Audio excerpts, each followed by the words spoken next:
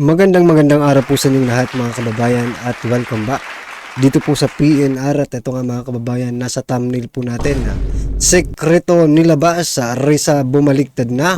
Yan mga kababayan, winasak ang Senado at PhilHealth. Nako, yan mga kababayan ang ating alamin at bibigyan ng komento ngayong araw na ito. At ito na nga, simulan na po natin to. Ito ang nakakagulat, tinasadyang nagkalabasan na ng katotohanan kahit ilang pilit na idawit ang mga Duterte at kahit ilang beses na ginawa ng kaliwat kanang kasinungalingan di umano ay sadyang nanaig pa rin ang katotohanan laban sa kasinungalingan. Tama. Ayon pa sa marami sa ating mga kababayan ay kahit ilang testigo or star witness pa ang harap sa pagdinig ay hindi niyo mapipigilan dahil lalabas at lalabas sa buong katotohanan. Pero bago ang lahat mga Kapinas, kung bago ka pa lamang sa channel So yan mga kababayan, subscribe na po ay kayo. huwag mong kalimutan mag-subscribe at pakiclick na rin ang notification bell para mas maging updated ka pa lalo sa lahat pa na bagong videos na i-upload namin. At yun nga mga Kapinas, ayon nga sa isang kasabihan ay nasa huli ang sadyang laging mananaig kabutihan laban sa kasamaan.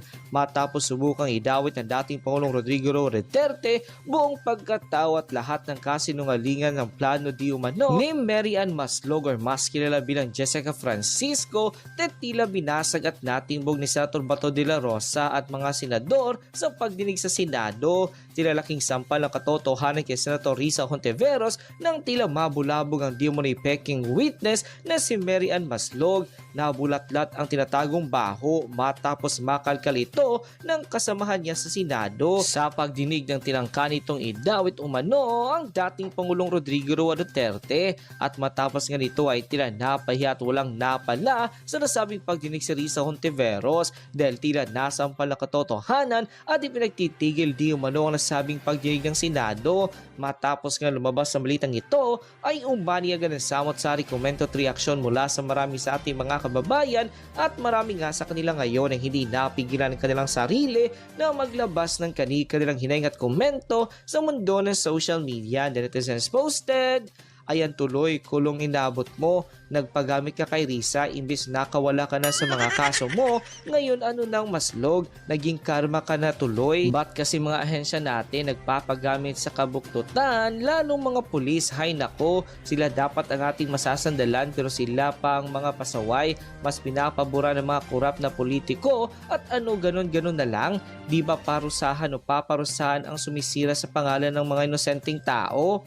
Grabe ka PhilHealth Queen, di ka magtatagumpay sa masamang binabalak mo, kung ano-ano na lang ang kabulasungan ginagawa mo, you are too jealous dahil babagsak na at di ka naman nanalo in politics, kaya mabuti pa hanggat maaga ay manahimik ka na lang madam. Ano bang nangyari sa ating mga senador at torgista? Bakit naging husgado na at mga abogado na sila? Puro investigasyon na para sila ang lahat ng sa korte na ginagawa dyan imbis na Totoo yan. Kung paano batas na gagawin nila para mapabuti yung buhay ng mga mamamayang Pilipino.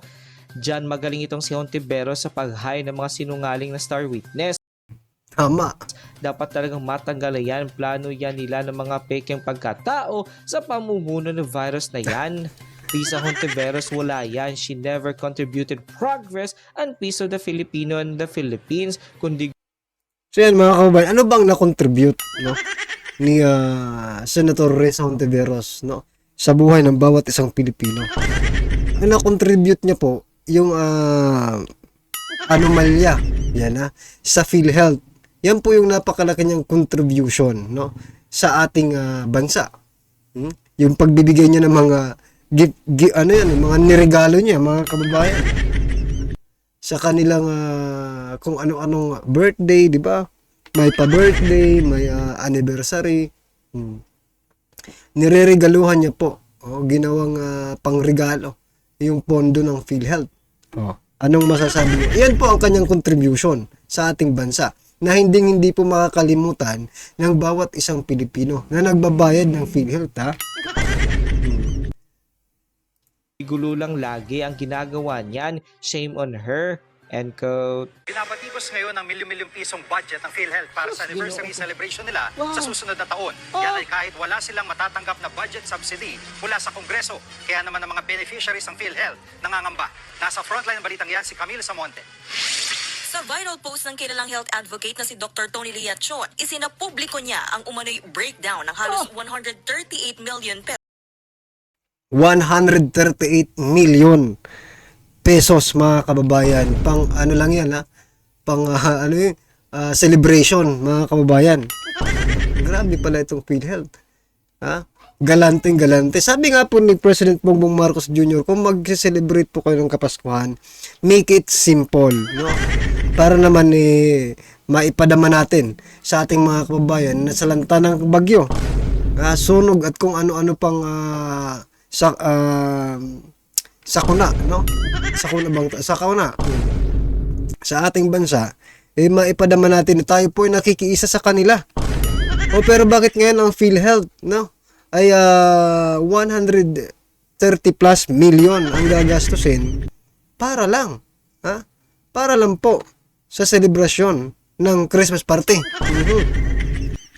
At ito pa, nagkaroon din po ng balita na kung saan sinabi po ni Speaker Martin Romualdez na gagawin niyang extra special, no? Ang selebrasyon, ang Pasko ng bawat isang kongresista. Nako po. Oh, special meaning it is beyond the expectation kasi special no? Oh, nasaan po yung sinasabi niyo makikiisa kayo? Ha? Doon po sa mga nasalanta ng bagyo at gagawing simple ang pagdaraos ng Kapaskuhan. Joke lang yata yun eh. pesos na balak daw gastusin ng PhilHealth para sa 30th anniversary party nila sa susunod na taon. Kasama sa paggagamitan ng Anniversary pala, hindi pala Christmas party mga kababayan. But then again, it's still a celebration, di ba? Oh. pera ang pagbili ng mga coffee table book, the giveaways, kaliwat ka ng mga party, murals, outreach programs, at marami pang iba. Hindi ibinigay ng BICAM ang hinihinging 74 billion pesos na subsidy ng state insurance sa susunod na taon. Tragis, totoo pala talaga yung 138 million na ipanggagastos lang nila sa party-party nila. Pwede itong PhilHealth. Meron pa nga kayong problema. Samantala yung mga kababayan natin, no, pag pumupunta po sa ospital, ang dami pang babayaran, dahil pang itchiburechi, pero pagdating po sa kanila, party-party, okay lang yan. Hindi naman nila pera yan eh. Pera naman po yan ng mga contributors ng PhilHealth. Kaya wala po silang parang hindi naman pinagpawisan nila yan eh. No? Unlike talaga din sa mga nagko-contribute sa PhilHealth, mga contributors, talagang dugo at pawis ang kanilang puhunan dyan. Kaya nga may kasabihan, di ba? Kapag pinaghirapan mo ang isang bagay, mahirap mo itong mahirap mong ipagpalit, mahirap mong parang may ang tawag dito, value sa iyo, no? May value yan sa iyo eh. Mahirap mong gastusin kasi pinaghirapan mo yan. Pero kapag hindi mo pinaghirapan ang isang bagay, nako, waldas dito, waldas. Yan mo ang ginagawa ng ating gobyerno ngayon. Di ba? Waldas ang kaliwat kanan pamimigay ng ayuda. Hindi naman nila pinaghirapan yan, kaya ganyan po sila. Mamigay ng pera. Hindi po nila pinaghirapan yan. Samantalang yung mga nagbibigay ng tax, yung mga taxpayer, diba? Halos makuba na sa pagtatrabaho, diba? Makuba na po sa pagtatrabaho para na makapagbigay ng tax, SSS, GSIS, ano-ano pang mga kinakaltas, diba? PhilHealth, halos magkakuba-kuba na, pero ganun nga eh. Sila, waldas lang, waldas. Hindi naman kasi nila pinaghirapan yan. Ang gulo-gulo nyo pa nga ngayon, tapos magpa-party-party pa kayo worth 138 million? Ang kapal naman ng mga mukha nyo. Ha? Kayong mga PhilHealth executives at mga head dyan, pumunta nga kayo sa iba't ibang sulok ng Pilipinas. Pumunta kayo sa mga hospitals natin nang malaman nyo gaano nagkahirap ang mga Pilipino sa mga bayarin sa, di ba, sa bayarin sa bills nila sa hospital. Di ba, mga kababayan natin ang luluban ng mga sakit, pero konti-konti lang ang nakaka-cover ng PhilHealth. Di ba? Tapos, heto kayo ngayon, mag-anniversary special, 138 million, iba din. So may memorandum of agreement ang PhilHealth at saka Tingog Party List. Party list ha? Party list. Ewan ko, ang bobo na ng mga nangyayari ngayon. Bakit ang PhilHealth makipag-tie up sa isang party list? Bakit po magkaroon ng agreement between Tingog Party List and PhilHealth, mga kababayan? Hindi ba kaya ng PhilHealth yan? Nang mag-isa lang siya? Bakit kailangan pa ng isang party list to facilitate or whatever agreement na gagawin nila? Di ba? Hindi, siguro ko kaya naman siguro ng PhilHealth gawin ng gusto niyang gawin kasi napakalaki po naman pala ng pera. Ang tanong, bakit pa makikipag-tie up or makagkakaroon ng agreement between Tingog Party List and PhilHealth? Bakit? Kasi bawat ito lang po yung nakikita kong rason kung bakit ganyan. Kasi bawat pupunta doon, siyempre asawa po ni ni Speaker Romualdez, di ba? Yung ng Tingog Party List. Ito ngayon, yung representative. Pag pumunta sa PhilHealth, marami yan maraming tao ang pumupunta araw-araw sa PhilHealth.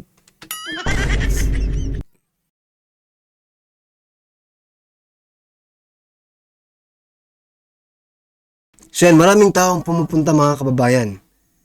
So, ang mangyayari dyan, pagpunta doon ng mga tao, may mga flyers na yan, or kung ano mang mga brochure, di ba? O pag bumukha ni Romualdez, nandun yan, naka-print. O pag mag-a-avail ka ng benefits, eto, bigay sa inyo. Nandun ang pagmumukha ni Romualdez at saka ng Tingog Party List, di ba? Yan ang nakikita ko. Parang advertisement nila na hindi sila makalimutan ng bawat isang Pilipino na pumupunta sa PhilHealth. Bistado na kayo ha? Kahit nga hindi nga makipag-tie up pa sa PhilHealth, ganun ang nangyayari no? Pag pumunta ka sa mga for example, yung mga pamimigay nila ng ayuda, mga kababayan, nagliliparan po ang mga malalaking pagmumukha. Ultimo paypay, nandun po yung mga pagmumukha ninyo, diba? Kahit sa pagkain, nandun rin yung pagmumukha ninyo. Sa stab, nandun rin yung mga pagmumukha ninyo. Diba? Bistado na kayo, kaya yung PhilHealth, gagamitin nyo lang yan for what? Para ma-inform ninyo yung tao na nag-i-exist kayo. Ang hirap talaga, no? Kapag wala ka talagang tiwala sa sarili mong mananalo ka, lahat gagawin mo para lang ipaalam sa taong bayan na nag-i-exist ka. Sa Tingog Party List? Di ba parang party list din yan ni Romualdez? Ay, Diyos ko, ang gulo-gulo. Bakit kayo makikipag-tie up? Magagamit lang yan sa eleksyon.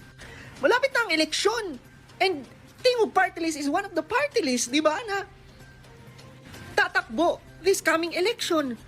Grabe, unbelievable. Anong connect ng PhilHealth sa Tingog? Sige nga mga lods, i-connect nyo daw. Bakit may agreement sila? Bakit hindi Department of Health? Ang connection po dyan, mga kababayan, no? Tinatanong po ni Mr. Real Talker kung ano ang connection. Hindi po ano ang connection ang dapat na tanong. Sino ang connection? Yan ang dapat, no? Sino ang nagli-link dyan? Ang nakikita lang po natin si Speaker Romualdez po ang nagli-link between PhilHealth and Tingog Party List, no? Sa kanya rin yan, asawa niyan. Ibig sabihin, kontrolado rin nila yan. Bakit hindi Department of Health? Grabe mga lods, grabe ng manipulasyon ang ginagawa nila ngayon. Grabe na talaga. Kaya ako, nabibilib ako sa mga loyalista Nabilib talaga ako sa kanila kasi hindi nila nakikita yung mga bagay na ganyan. Pero sa totoo lang, kung ikaw concerned ka sa bayan natin at kung ikaw ay totoong Pilipino, makikita mo talaga there's something wrong. There's something wrong. Grabe mga lods, no? Isipin nyo itong mabuti. Ang Malasakit Center na sobrang daming natulungan, sobrang daming nabigyan ng tulong pinansyal, mga malulubhang sakit, yung mga malalaking bills nila sa hospital, natulungan ng Malasakit Center. And guess what? Guess what? Walang pondo ngayon ang Malasakit Center. Kaya sobrang kawawa yung mga kababayan natin na dun umaasa, wala ng pondo. At ito pa, ang pinaka nakakatawa sa lahat. Walang pondo ang Malasakit Center, pero yung akap, yung buwisit na akap, bilyon-bilyon. So yan mga kababayan, dyan pa lang makikita na po natin kung gaano kagarapal itong ating administrasyon. Healthcare ng Pilipinas, Malasakit Center, walang pondo. Walang budget. PhilHealth, zero subsidy. Pero yung pamimigay nila ng ayuda, limpak-limpak po. No? Nasa lapi. Nako. Pero sabi naman po ni Speaker wala daw, ano yun tawag dyan, notice of disallowance coming from COA. No? Yung kanilang pamimigay ng ayuda. Tingnan natin, hindi naman siguro pa ino-audit ng COA Diba? Kasi kung in-audit na po yan ng COA, naglapas na po ng COA report, diba? Wala tayong nakikitang ganun Kaya, ano lang, chillax lang muna. Speaker Romualdez, do whatever you want, then may panahon rin yan na iimbestigahan itong pamimigay ng ayuda. Kung yun ngang pagbili or pag-provide ni former President Duterte ng bakuna sa ating bansa nung panahon ng pandemic ay pinaiimbestigahan ninyo or iniimbestigahan, di ba? Paano pa kaya itong wala ngang pandemic pero gastos kayo ng gastos? Malamang sa malamang mga kababayan, darating din po ang panahon na itong mga ito ay haharap sa Senado man or Kongreso or sa Korte para magpaliwanag kung bakit ganyang kalaki ang kanilang ginastos. Yan. Sabi nila, walang ni isang ano yung tawag kusing, yan. Ni piso daw, yan na lang. Ni piso, no? Walang nasasayang sa pondo ng pamimigay ng ayuda. Yun po ang sabi nila. Pero malay natin, isang araw, lumabas din ang katotohanan. Kasi ngayon, kahit anong sabihin natin dito, o kahit sabihin po natin, mali kayo dapat i-stop na yan, na ayuda na yan. Wala po tayong magagawa. Kahit sabihin po natin mali yan, tama pa rin yan. Bakit ko po mali yan, pero tama pa rin yan sa kanila. Diba? Mali po sa atin, na nakikita po natin, mali yan Kasi hindi long term. It's not a long term solution. Pero para sa kanila, tama po yan. Tama po ang mamigay ng ayuda sa panahon ngayon. Wala tayong magagawa dyan. Panahon nila Antay na lang po natin sa 2028 baka. Magkaroon tayo ng pagkakataon na ma-share din natin sa channel na ito. Na sila naman po ang humaharap sa kaliwat ka ng investigasyon. Ayan mga kababayan, ano po ang inyong reaksyon, opinion patungkol po sa video nito, i-comment lang po sa baba. Para at least alam po ng ating mga kababayan ng inyong opinion. Maraming salamat po.